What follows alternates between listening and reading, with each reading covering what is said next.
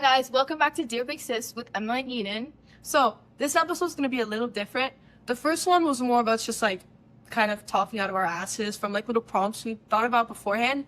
But this time we have actual prompts from you guys, actual questions. So we're gonna give our input on that, answer a couple questions. So it should be fun. Yeah, so let's get started. Okay guys, so our first question was, do you think you could talk about real versus fake friendships? I feel like there are a lot of girls who struggle with who their real friends are, and as a result, young girls are silent about their feelings, beliefs, and values. I know this is a hard topic for me, but I would love to hear it.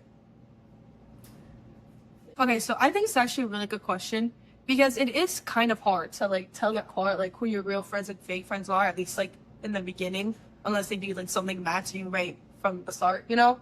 But it's definitely hard to tell. It's kind of like a sticky situation because everyone is different. So it's kind of like that's like actually like kind of like a hard topic. Yeah, because like, I mean, I feel like if somebody does something bad to you immediately, that's not really a fake friend.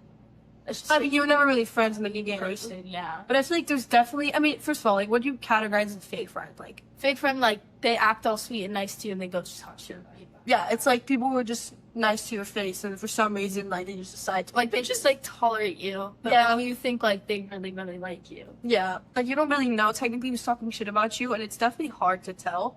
But I think there's definitely signs. I feel like it's like a friend. You know what I think is Like, a they big stop sign? talking when, like, you become on or something. Yeah, bro. When like you come up to like your friend and like suddenly she's all quiet, like, oh guys, like don't keep talking about it. Like, and also like when people are like making plans, like not inviting you, even though they're acting like they're like the closest friends, and then suddenly there's plans outside of school and then like you're not invited, you know? Like I feel like those are big indicators. Yeah. But I feel No, like, but like, if it's a thing, if it's like a recurring thing that happens a lot, then like, that's like fake. you know, But it's also like, I feel like some fake friends just like also just like they don't really like any of their friends. you know what I feel like is like such an underrated, like huge indicator that people low-key like ignore? That like, you know when you have a friend that is so quick to hate on you when something good happens to you? Oh, Like, you know, friends that just, it is so hard for them to just be supportive. yeah, like just You know, be happy for you. or like something good happens to you and they're like, yeah, but like, it's really not that good. And even if it's not Yeah. that good. They're be happy like, for- oh my god, that's so cool, like blah blah blah. No, exactly. Like, I feel like that, people like don't take notice of that, but like, I think the number one thing is your friends should support you. I mean, how would you say, like, okay, let's say you had like a super fake friend. Like, how would you deal with it? Like, how would you separate yourself, I guess? Or maybe not separate yourself. I'm like non-confrontational, but confrontational at the same time. Yeah. You know what I mean? Like, I'm not confrontational, but like, if it gets to a point where it's like, okay, like I've heard this many things, and it's like, it just once it gets to like that point, There's like a level then like where I'll it's just be like, hey, like, what's going on? Like, are these just rumors? And if they like deny it, and I know it's like 100% sure, I'm like, okay, like I need to distance myself from you because like it's just, like I think it's so much added stress to your life. Like, I agree. I feel like friends is the one thing that like is supposed to make your life better. So I feel like if my friend is like creating issues for me or like talking shit about me, then that's like honestly, it's like, why am I friends with you? The whole point of being friends with you is to have a good time, laugh, like create memories. Like, why am I gonna like stay loyal to you if you're gonna go and do this behind my back? another thing that I find is a really big red flag for people is when they don't like defend you. Like, okay, Oh, like yes. I'm a very like, even if like I know it might be like somewhat true, I will defend like my friends like to death. That's something that I don't like, agree. is because when people, and then if I just sit there and like go like yeah, sure, then like you're not like accepting it, I guess, but you're also not like defending them and like denying it for them. Because I always do that, and it's like, because I mean, if it really happened, then I'll just like stay silent and just be like, but like, if I know for a fact, or not even for a fact, like if I don't know, or if I just don't like know that it didn't happen for a fact, then I will defend my friends to the death anyways. But if I know it happened, like I just won't say anything because I'm not gonna lie. Yeah, I agree. It's just like, I feel like the bare minimum is like at least be like, hey bro, like Just be like, don't talk say about that that shit. Yeah. Like, don't talk about that around me. Like, you know I'm friends with her. You know what I mean? If you want to talk shit about that person, like that's Yeah. beyond my control. But like, don't do it around me. Where like, Yeah. you know I'm friends with that person. You know I care about that person. There's so many friendships, like specifically in our school. Like, I'm not gonna name drop, but I'm like thinking of like people who are fully like friends, like on social media. They're like oh my god, me and my bestie, oh my god, we did this, we did that, oh my god, you know what I mean? And then they're constantly talking shit about each other behind their back. And like some people are still friends out of convenience. Yeah. Like at some point, if you guys were really close, like when you were a kid, and then you grew apart, that's fine, you know? You don't obviously it's a sad thing to let go of someone, but you can't just stay friends, talk shit behind your back, like that's just like unhealthy for the both of you. It's kind of like what a waste of your time, you know? Yeah. But yeah, I was gonna ask you a question. What do you think of like if someone did like one of your friends dirty, and like have you ever like you know the thing where like well they didn't do it to me, you know what I mean? Oh, I guess it like depends. Like if there's nobody really in the wrong and people just like stop being friends, and that's like one thing.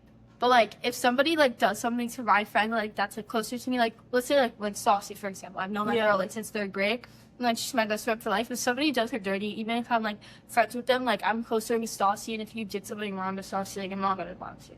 Like you're not my friend anymore because I don't believe in the whole like, oh like you didn't do it. Like that person didn't do it to me though. Like so like you don't want to talk to her, but like they didn't do anything to me. I don't think that because it's like they did something to that person, so they could easily do it to you too. I mean, I think it definitely depends on the situation of like things, and it kind of also depends on like the other person's like maturity, you know what I mean? I just feel like there's like a way to make it work. I feel like if you're respectful to both sides, like you're not gonna go to one friend and talk shit about the other and not do that, you know what I mean? I feel like if you're respectful in both ways and like aren't making it your like business, you know what I mean? I feel like it can work, but I think it depends on the situation. Like in a broader angle, like not talking about the situation you're talking about, I probably would distance myself for sure. But like in the level of what you're talking about, because of like how like closeness and like all of that, I definitely like distance myself because I get like scared, like oh like what if they do that to me? Yeah. Or like what if that happens to me? Honestly, I don't like because like in my friendships I want to feel comfortable with them and I want to feel safe and secure, and like if something like that happened to my friend I want to feel like safe. Like when we were talking about like it gets to a point with fake friends, like when you get to that point and then you stop being friends, then it's something happened for you to get to that point. So seeing your friends go through that, so then after a while like you just realize like that just happens, like that's just not everybody clicks. Not everybody has like a smooth like jive, and people have their people, and like that's just like something you have to like live with. Yeah, I don't know. I feel like it's like a canon event that everybody goes through. Yeah, I agree. There's always some sort of like I've had friendship issues, and you have had too, you know. So it has to happen, but honestly, that doesn't ruin the memories. You know what I mean? No, even after like not. friendship issues, there's always the memories. Like I was still had good times with that person. Like just distance yourself from that person for yourself and them, because there's no point in keeping a toxic friendship to keep a toxic friendship going. You know, but the memories are still there, and it helps you grow as a person. You know, it helps you realize like okay, like this person was not for me, but like there's so many more. You know what I mean? Like there's so many more friendships I'm gonna make in my life. Like, and sometimes you have to let some go. Yeah. It's a timing. Like, you find your people, you don't find your people, you find your people again. Like, it's just a whole process. It's just part of life that you have to go through to figure out yourself and, like, who you want to surround yourself with, and just, like, all of the above. That's, like, the great thing about friends. You get to choose who you surround yourself with, who you create memories with, who's there to support you. That's all your choice. You're not forced to be friends with anyone. So don't waste that opportunity, because it's honestly such a great thing when you think about it. It's your one chance where you can like choose. So it's like your second family, you know? So like choose it wisely. Don't let yourself get treated like shit because you think it's your only option. Okay guys, so we kind of have an unexpected special guest. He wasn't supposed to be on this episode, but he's a very opinionated person. Hi, I'm his boyfriend. My name's Gianluca. I'm a senior. That's for his intro. Okay. So moving on to our next question is how to deal with losses like family, academic losses, and friends, etc. When you hear family losses, like what do you think? I think the general speculation is like the passing away of a family member, but I think deeper than that, because it could also be losing your family from like a divorce, and also distancing yourself from certain family members for who knows what reason. It doesn't happen to everyone, but Yeah. funny enough is the most common thing I've heard. So. Yeah, before we were like talking about how like friends are important because you actually choose them, whereas your family you're kind of like stuck with. But what do you think when you hear Like- family loss? Honestly, I kind of agree with like the distancing yourself from certain people. Like at least per se in my life, like I have family that I don't really talk to, especially because so much of my family is in France.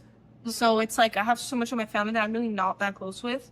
So that kind of led me to be like insanely close to like my parents and my brothers because it's Yeah. all I have here. You know what I mean? I agree, because I have my whole family in college. Exactly. So it makes me like super reliant on them. So it's like I'm kind of used to having a distance. like, yeah, it's like kind of the same for me because my family's not from like the US at all, so like you don't even have, oh, we do have family in the US, but I don't really talk. Anyways, another point. Most of my family is in like Holland or like Yeah. Suriname, South America. But I do have like some family members that I'm like close with just because they come to like Miami a lot. Like one of my aunts that lives in Suriname and like her daughter, like I'm really close with them. But it's like a distant close. You know what I mean? And like I have like certain family members that I'm like still like I talk to, but I'm also just really bad at like communication, like overseas and stuff. Like Oh my god. I'm a very in-person type of Yes. person. I So fully I agree. just suck at that. So like obviously there's like distance there, but I also feel like that creates like a new connection because it's like when you catch up, it's like a different feeling. Yeah. Currently, all I have in the US is my dad. Yeah. So like he's like obviously my dad is like my full support system, but my friends mean so like much to me. They are also a really big part of my support. Yeah. Like for me too, like it was really hard when my brothers like went to college. Like now it's like they're working, like one lives in New York, you know, like now I got used to it. But it's like it was really hard in the beginning. I mean like you have also your brother. That's kind of like a special case, because Ada is like, my brother's name is Ada. He's like in Madrid. Now the distance that we've had between each other kind of has brought us a bit closer together. Like now we're calling way more often. I used to like, well, I kind of still do. Like my brother who lives in New York, like I really struggle like calling him, which sounds like really bad, but it's just like I'm such an in-person person. You know what I mean? And I it's hate like calling. I'm not. I hate calling, and it's like I hang up after we talk for like an hour, and I end up missing you more. It kind of makes it like a little harder for me because I end up hanging up and like remembering that like you're not here. Yeah. And it makes me like miss them so much more. So it kind of like it's bad, I guess, and it's kind of selfish because I know like You I just should don't be calling my call family, too. but like I don't call because it's kind of like it kind of hurts, you know. It's like I hadn't seen my brother in so long, and he just came to Miami, and like I was like so happy. Like it genuinely like it made my life better. Shit, I already miss them. Yeah, like he just left, and like we literally were like, oh, like when is he coming back? Like that's why I feel like losses are like for families like so hard because like you just have like such like an emotional like connection, you know? I have a cousin who lives in Holland. She's like 4 or 5, and like I met her for like the first time like out of like of her actually having like a memory instead of being like a little baby. I mean, and so I like actually like hung out with her 2 summers, like not last summer, but the summer before when I went to Holland because I didn't go to Holland in the summer. But when I went there and I was staying with them for like a week or so. Like now, like my aunt will text me and it's like we're like sending me videos of her and it's like actually so like adorable. Like it like warms my heart. But then it's like I have to leave Holland and then I don't see them for like a whole like year. So like that's always like hard. Like When he's gonna go to college, I'm gonna like be so sad. Yeah. let's talk about relationships. it's not- Well, we wouldn't call it a relationship loss not a now. loss. It's not like anything's gonna end. Well, it's just like it's really sad to think about. No, yeah. Like it sucks, but it's also like so like bittersweet because it's like oh like I'm so happy for him and he's gonna go to college and grow up, you know. But it's like oh wow. Like it, whenever she leaves me for more than a week, it's kind of tough to get through it. And I don't enjoy phone calls a lot, so it all kind of pisses me off in the end. And I'm not gonna imagine college is gonna be any different. They're very attached. We're very attached. Yes. I wanted to talk about academic losses. I've come to like accept that like I will have my academic losses, but you are very applicable. How do you feel about like academic losses, meaning like you feel it's tested? I mean, me personally, I'm a really bad person to ask because I deal with it horribly. And that's probably why my grades are so good. Because of the fact that I hate disappointing myself. I hate disappointing people around me. And that means I find perfection in academic validation, literally. Like, I need to feel validated academically. And this is sounding like a trauma dump because I am traumatized. I deal with academic losses really badly, which adds on to my stress, and it makes me feel bad about myself. And it's a really bad trait to have. I mean, it's kind of good because my grades end up being awesome. But, like, at the same time, it's really bad because it kind of affects my mental health. Like, I get really, really stressed. And then it affects my mood. And then I cry and I get pissed and I complain and I do so many things and I complain to him and he's traumatized from that. You need to find a balance. And I'm hypocritical to say this, but because I'm so shit at having this balance, that's how I know I need the balance. Like, you need to find a balance between finding your strengths and using them to your best ability to, like, obviously do good. You also have to be able to, like, put yourself first sometimes and decide, like, hey, this might be a loss for me. In the long run, it's a win because I'm not spending my night crying in front of my desk trying to do math. Yeah. Too many times she's. That's not from personal experience whatsoever. Honestly, like what you said about, like, in the short term, it is a loss, but in the long term, it's a win because then you know that, oh, I need to work on this. It's mostly just, like, you look at it and then you're like, okay, like, I did that wrong, like, that, and now I know, like, I need to work at that instead of just being like, oh, like, it's fine, like, whatever. I mean, he's really good at handling with stress. Oh, yeah. It's really weird. I can relate a lot to this subject. You need to find something that you enjoy. Like, I like sports. I do sports. And that's why I manage my stress. I do Pilates. That's not, like, it's not, like, competitive. It's, like, when I go, like, it kind of, like, helps me, like, forget because I'm in so much pain. Pilates for that so is- bad, guys. I'm in so I got her to Pilates, and it's like, but I like it. That's the thing. Is like, I I'm love in it so for much some pain that I forget about everything else and I just focus on the stomach, like the pain in, like, my Stomach? abs. No, like my abs. pain in your abs. Yeah, But, like, just the pain in general, it's like it helps me, like, distract focus on myself. something else. Yeah, you know. like, I distract myself with that. So although this might not be the healthiest way, but I think it's something that, like, all of us do. It's like, I mean, it is kind of a good way. it's just like the most reliable and, like, relatable. Yeah. You know, like, it's not. It's just to, like, find something that you actually like that helps you, like, disconnect from the world, like, your worries, and, like, helps you think about, like, nothing, literally. Like, when we go to Pilates, all we think about is the pain. Like, when we do, Well, it's pain, but, like, in the end, it's good. So that's all for today. I hope you enjoyed the episode. and thank you guys so much for your questions, and I hope that most of it was answered. And of course, if you guys have any more questions or ideas or things you want us to talk about, don't forget to DM us. We are always checking our ideas. Yeah, that's literally what we're here for. And we'll see you guys in We'll see next you. episode. We'll see you next time.